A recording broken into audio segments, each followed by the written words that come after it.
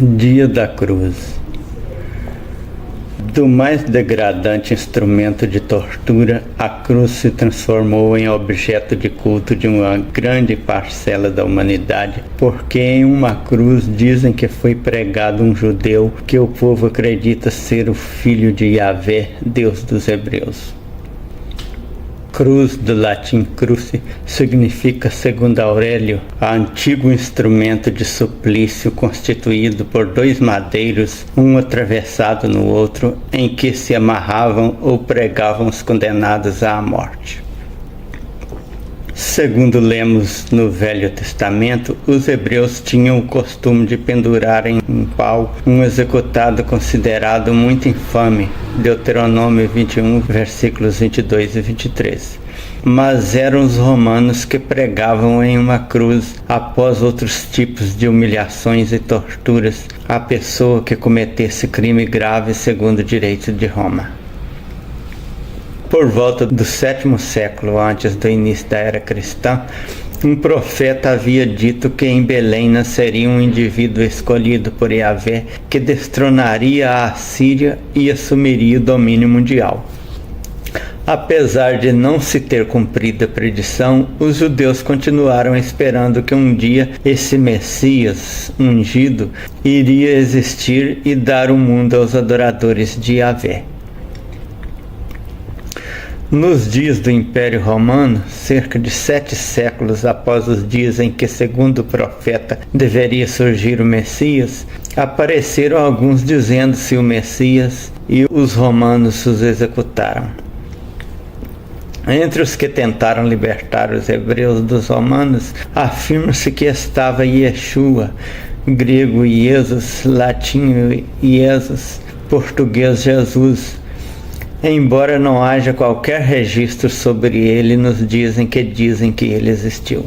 Segundo relatou um de seus próprios seguidores, ele entrou em Jerusalém disposto a reunir gente para libertar seu povo, o que não deu certo.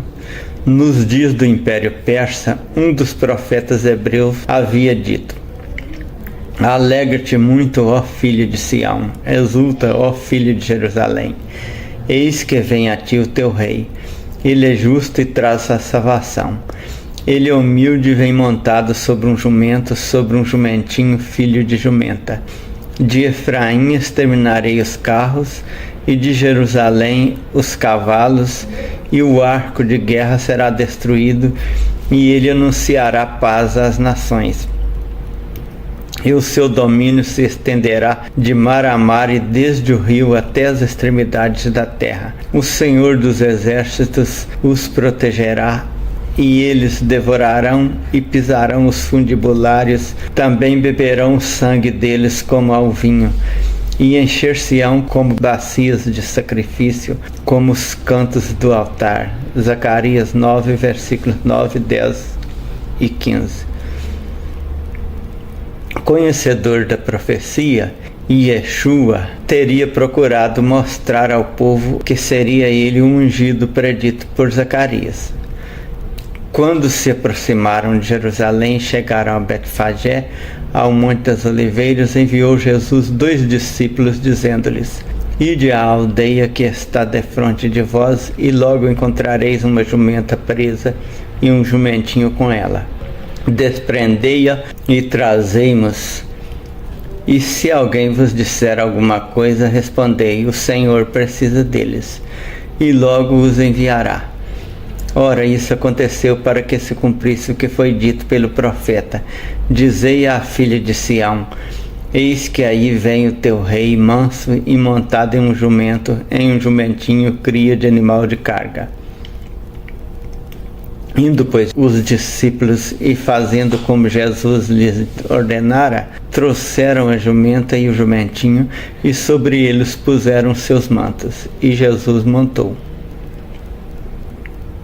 E a maior parte da multidão estendeu seus mantos pelo caminho, e outros cortavam ramos de árvores e os espalhavam pelo caminho. E as multidões, tanto as que o precediam como as que o seguiam, clamavam dizendo: "Hosana ao filho de Davi. Bendito o que vem em nome do Senhor, hosana nas alturas. Ao entrar em Jerusalém, agitou-se a cidade toda e perguntava: quem é este? E as multidões respondiam: este é o profeta Jesus de Nazaré da Galileia. Então Jesus entrou no templo, expulsou todos os que ali vendiam e compravam, e derribou as mesas dos cambistas e as cadeiras dos que vendiam pombas, e disse-lhes: está escrito: a minha casa será chamada casa de oração, e vós, porém, a fazeis covil de salteadores. Mateus 21, versículos 1 a 13. Na hipótese de Jesus realmente ter existido e agido assim como está no Evangelho de Mateus, é muito pouco provável que ele tenha existido. Ele deve ter planejado uma revolta para a libertação de seu povo, mas não obtido apoio suficiente para combater Roma, e os romanos deram fim à sua vida. Diante da completa ausência de referência dos escritores da época a esse Jesus e ao cristianismo, alguns estudiosos estão chegando à conclusão de que os romanos é que inventaram essa história para colocar o mundo contra os judeus, o que deu muito certo. Como os evangelhos dizem que Jesus foi executado numa cruz e ressuscitou no terceiro dia, fato a que nenhum escritor da época fez referência, uma informação dessa no século seguinte não teria muita dificuldade para ganhar status de verdade entre uma população quase totalmente analfabeta.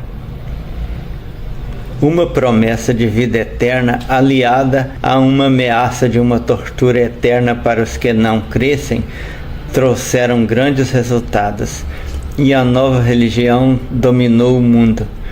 Assim, o instrumento de tortura passou estranhamente a ser objeto de culto e o símbolo do cristianismo. É por isso que no Brasil, país colonizado por católicos, há um dia da cruz, além de haver por todos os lados tantas cidades, bairros e ruas com o nome de Santa Cruz.